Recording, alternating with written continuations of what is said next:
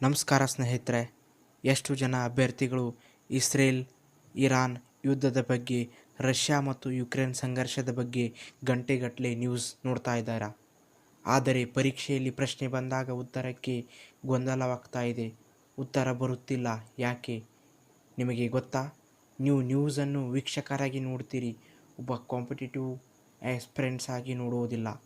ಇವತ್ತಿನ ಈ ವಿಡಿಯೋದಲ್ಲಿ ಜಾಗತಿಕ ಸಮಸ್ಯೆಗಳ ಪರೀಕ್ಷೆ ದೃಷ್ಟಿಕೋನದಿಂದ ಹೇಗೆ ಓದಬೇಕೆಂಬುದನ್ನು ನಾನು ನಿಮಗೆ ಸಂಪೂರ್ಣವಾಗಿ ತಿಳಿಸಿಕೊಡಲಿದ್ದೇನೆ. ಈ ವಿಡಿಯೋವನ್ನು ಸಂಪೂರ್ಣವಾಗಿ ವೀಕ್ಷಿಸಿ. ಹಾಗಾದರೆ ಬನ್ನಿ. ಜಾಗತಿಕ ಯುದ್ಧಗಳು ನಿಮಗೆ ಗೊತ್ತಾ? ಹಲವು ವಿದ್ಯಾರ್ಥಿಗಳು ಯುಕ್ರೇನ್, ರಷ್ಯಾ ಆಗಿರಬಹುದು.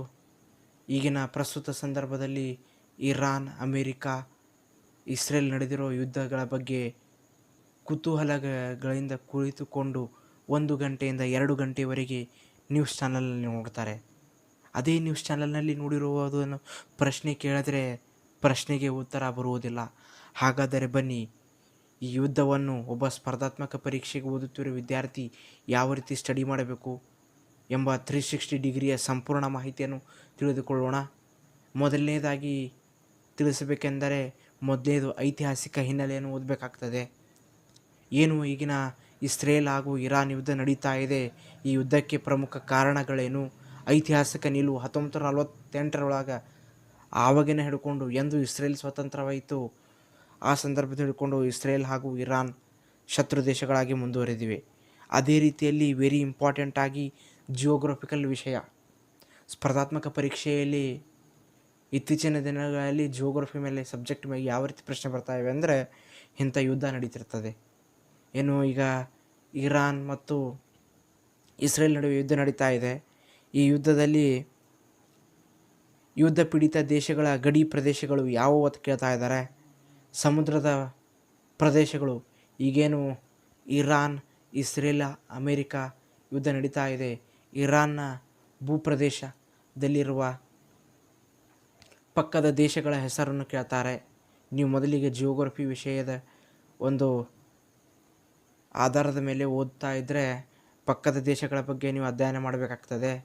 ಯಾವ ದೇಶಕ್ಕೆ ಇಸ್ರೇಲ್ನ ಯಾವ ದೇಶದ ಜಲಗಡಿಯನ್ನು ಹೊಂದಿದೆ, ಇರಾನ್ ಯಾವ ದೇಶ ಜಲಗಡಿ ಹೊಂದಿದೆ, ಭೂಗಡಿ ಹೊಂದಿದೆ, ಭೂಗಡಿ ಹೊಂದಿದರೆ ಯಾವ ದೇಶ ಭೂಗಡಿಯೊಂದಿಗೆ ಹಂಚಿಕೊಂಡಿದೆ. ಅದೇ ರೀತಿಯಾಗ ಸಮುದ್ರದ ನಂಟು ನೀವು ನೋಡ್ತಾ ಇದ್ದೀರಿ. ಹಾರ್ಮೂರ್ ಜಲಸಂಧಿ ವಿವಾದ, ಈ ಹಾರ್ಮೂರ್ ಜಲಸಂಧಿ ಎಲ್ಲಿ ಬರ್ತದೆ, ಇರಾನ್ಗೂ ಹಾರ್ಮೂರ್ ಜಲಸಂಧಿಗೂ ಸಂಬಂಧವೇನು, ಏಕೆ ಇರಾನ್ ಹಾರ್ಮೂರ್ ಜಲಸಂಧಿ ಮೇಲೆ ಅಷ್ಟು ಹಿಡಿತ ಸಾಧಿಸಿದೆ, ಅದೇ ರೀತಿಯೊಳಗೆ ಗಾಜಾ ಪಟ್ಟಿ ಎಲ್ಲಿ ಬರ್ತದೆ, ಡಾನ್ ಬಾಸ್ಕ್ ಎಲ್ಲಿ ಬರ್ತದೆ, ಈ ಸ್ಥಳಗಳನ್ನು ನಿಮ್ಮ ಜಿಯೋಗ್ರಫಿಕಲ್ ಮ್ಯಾಪ್ನಲ್ಲಿ ಗುರುತಿಸಿಕೊಂಡು ಓದಿರಿ. ಇನ್ನು ಎರಡನೇದಾಗಿ ಅರ್ಥಶಾಸ್ತ್ರಕ್ಕೆ ಲಿಂಕ್ ಮಾಡುವುದು. ಒಂದು ಯುದ್ಧ ಎಂದರೆ ಆರ್ಥಿಕವಾಗಿ ದೊಡ್ಡ ಹೊಡೆತ ಕಾಣಬೇಕಾಗ್ತದೆ. ಎರಡು ದೇಶಗಳು ಯಾವುದೇ ಯುದ್ಧ ಮಾಡ್ತಾಯಿದ್ರೆ ಎಲ್ಲ ದೇಶಗಳು ಆರ್ಥಿಕವಾಗಿ ಅಲ್ಪವಿಲ್ಲ ಸ್ವಲ್ಪ ಮಟ್ಟಿಗೆ ಆರ್ಥಿಕ ಹೊಡೆತ ಅನುಭವಿಸ್ಬೇಕಾಗ್ತದೆ. ಅದರಲ್ಲಿ ಪ್ರಸ್ತುತ ಸಂದರ್ಭದೊಳಗೆ ವಿಶ್ವದೊಳಗೆ ಕ್ರೂಡ್ ಆಯಿಲ್ ಅಥವಾ ಕಚ್ಚಾ ತೈಲ ಅಂತ ಬರ್ತದೆ. ಈ ಕ್ರೂಡ್ ಆಯಿಲ್, ಕಚ್ಚಾ ತೈಲ Iran, UAE, Kuwait, Saudi Arabia ಈ ದೇಶಗಳಿಂದ ಹೆಚ್ಚು ಎಲ್ಲ ರಾಷ್ಟ್ರಗಳು ಆಮದುಗಳನ್ನು ಮಾಡ್ಕೋತಾರೆ. ಆದರೆ ಈ ಯುದ್ಧದ ಸಂದರ್ಭದಲ್ಲಿ ಏನಾಗ್ತಾಯಿದೆ ಅಂದರೆ ಅದಕ್ಕೆ ಪ್ರಾಬ್ಲಮ್ ಆಗ್ತಾಯಿದೆ. ಪ್ರಾಬ್ಲಮ್ದಲ್ಲಿ ಆರ್ಥಿಕ ಸಂಕಷ್ಟಗಳು ಅನೇಕ ದೇಶಗಳು ಆಗ್ತಿವೆ, ಇನ್ಕ್ಲೂಡಿಂಗ್ ನಮ್ಮ ಭಾರತ ದೇಶಕ್ಕೆ ಕೂಡ. ಈಗೇನು ನೋಡ್ತಾ ಇದ್ದಿರ್ಬೋದು ನೀವು, ಚಿಲ್ಲರೆ ಹಣದುಬ್ಬರ ಮೊದಲಿಗೆ 2.74 ಇದ್ದಿದ್ದು ಈ 3 ಸಮೀಪದಲ್ಲಿ ಬಂದಿದೆ ಚಿಲ್ಲರೆ ಹಣದುಬ್ಬರ. ಅದೇ ರೀತಿಯೊಳಗೆ ನೀವು ಈ LPG ಸಿಲಿಂಡರ್ ಸಮಸ್ಯೆ ಕೂಡ ಕಾಣ್ತಾ ಇದ್ದೀರಿ. ಮತ್ತು ಪ್ರಮುಖವಾಗಿ ರೂಪಾಯಿ ಮೌಲ್ಯ ಕುಸಿತಾ ಇದೆ. ಇನ್ನು ಅಮೆರಿಕದ ಡಾಲರ್ ಪ್ರಾಬಲ್ಯದ ಮುಂದೆ ಭಾರತದ ರೂಪಾಯಿ ಕುಸಿತ ಕಂಡು ಬರ್ತಾ ಇದೆ. ಇನ್ನು ಮೂರನೇದಾಗಿ ಭಾರತದ ಪಾತ್ರ ಮತ್ತು ಸಂವಿಧಾನ.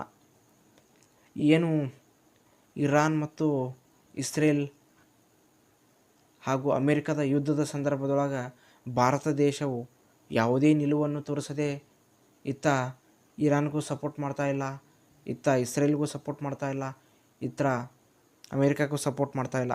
ತಟಸ್ಥ ನೀತಿಯನ್ನು ಅಂದ್ರೆ ಭಾರತವು ಏಕೆ ತಟಸ್ಥವಾಗಿದೆ, ನಮ್ಮ ಸಂವಿಧಾನದ 51ನೇ ವಿಧಿ ಅಂತಾರಾಷ್ಟ್ರೀಯ ಶಾಂತಿ ಬಗ್ಗೆ ಏನು ಹೇಳ್ತದೆ, ಇಂಥ ಪ್ರಮುಖ ಆರ್ಟಿಕಲ್ ಬಗ್ಗೆ ತಿಳಿದುಕೊಳ್ಬೇಕಾಗ್ತದೆ ನೀವು ಈ ಯುದ್ಧದ ಸಂದರ್ಭದಲ್ಲಿ. ಅದೇ ರೀತಿ ಇವಾಗ ಸಂಕಷ್ಟದಲ್ಲಿರುವ ಭಾರತೀಯರನ್ನು ಕರೆತರಲು ಭಾರತ ಸರ್ಕಾರ ಮಾಡಿರೋ ಕಾರ್ಯಾಚರಣೆ, ಅನೇಕ ಕಾರ್ಯಾಚರಣೆ ಮಾಡಿವತ್ತು ಹೇಳ್ಬೋದು. ಉದಾಹರಣೆಗೆ ಹೇಳಬೇಕಾದ್ರೆ ಆಪರೇಷನ್ ಅಜಯ, ಈ ರೀತಿ ಅನೇಕ ಆಪರೇಷನ್ಗಳನ್ನು ಮಾಡಿದೆ. ಅದೇ ರೀತಿ ಒಳಗೆ ಇವೆಲ್ಲವನ್ನು ಮಾಹಿತಿ ತಿಳ್ಕೊಂಡು ಕೊನೆಯದಾಗಿ ನೀವೇನು ಮಾಡ್ಬೇಕಂದ್ರೆ ಒಂದು ಚಿಕ್ಕದಾಗಿ ಒಂದು ನೋಟ್ಸ್ ಮಾಡ್ಕೊಳ್ಳಿ. ಮೊದಲಿಗೆ ಭೌಗೋಳಿಕವಾಗಿ, ನಂತರದೊಳಗೆ ಐತಿಹಾಸಿಕವಾಗಿ, ನಂತರದೊಳಗೆ ಇಂಟರ್ನ್ಯಾಷನಲ್ ರಿಲೇಷನ್ಶಿಪ್, ಅಂತಾರಾಷ್ಟ್ರೀಯ ಸಂಬಂಧಗಳು ಮತ್ತು ಭಾರತದ ಸಂಬಂಧದ ಕುರಿತು ನೋಟ್ ಮಾಡ್ಕೊಳ್ಳಿ. ಅದೇ ರೀತಿ ಒಳಗೆ ಇನ್ನೊಂದು ವೆರಿ ಇಂಪಾರ್ಟೆಂಟ್, ಈ ಯುದ್ಧದ ನಡೆಯುವ ಸಂದರ್ಭದಲ್ಲಿ ವಿಶ್ವ ಸಂಘಟನೆಗಳು ಬರ್ತವೆ. ಅಂದ್ರೆ UN ಆಗಿರ್ಬೋದು, ವಿಶ್ವಸಂಸ್ಥೆ ಆಗಿರ್ಬೋದು, WTO ವರ್ಲ್ಡ್ ಹೆಲ್ತ್ ಆರ್ಗನೈಜೇಷನ್ ಆಗಿರ್ಬೋದು,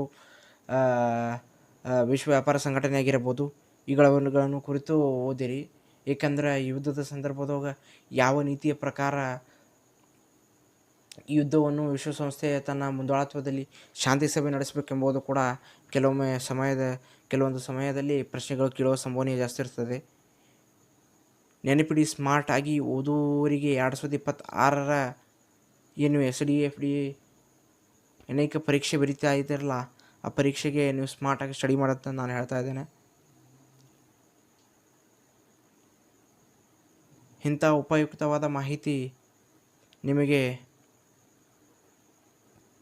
ತಿಳಿದಿದ್ದರೆ ಈಗಲೇ ಈ AB education and information YouTube ಚಾನಲ್ಗೆ ಸಬ್ಸ್ಕ್ರೈಬ್ ಮಾಡ್ಕೊಳ್ಳಿ. ನಾನು ನಿಮಗೊಂದು ಚಾಲೆಂಜ್ ನೀಡ್ತಾ ಇದ್ದೇನೆ. ನೋಡೋಣ ಈ ಚಾಲೆಂಜ್ ಎಷ್ಟು ಜನ ಎಕ್ಸೆಪ್ಟ್ ಮಾಡಿ ಅತಿ ಶೀಘ್ರದೊಳಗೆ ನನಗೆ ಕಮೆಂಟ್ ಮಾಡಬೇಕು. ಉಕ್ರೇನ್ ದೇಶದ ಗಡಿ ಹಂಚಿಕೊಳ್ಳುವ ಯಾವುದಾದರೂ 3 ದೇಶಗಳ ಹೆಸರನ್ನು ನನಗೆ ಕಮೆಂಟ್ ಮಾಡಿ ತಿಳಿಸಿ. ಈ ಮಾಹಿತಿ ನಿಮಗೆ ಇಷ್ಟವಾದರೆ ಲೈಕ್ ಮಾಡಿ, ಸಬ್ಸ್ಕ್ರೈಬ್ ಮಾಡಿ ಹಾಗೂ ನಿಮ್ಮ ಸ್ನೇಹಿತರ ಗುಂಪಿನಲ್ಲಿ ಹಂಚಿಕೊಳ್ಳಿ ಎಂದು ಹೇಳ್ತಾ, ಜೈ ಹಿಂದ್, ಜೈ ಕರ್ನಾಟಕ ಮಾತೆ.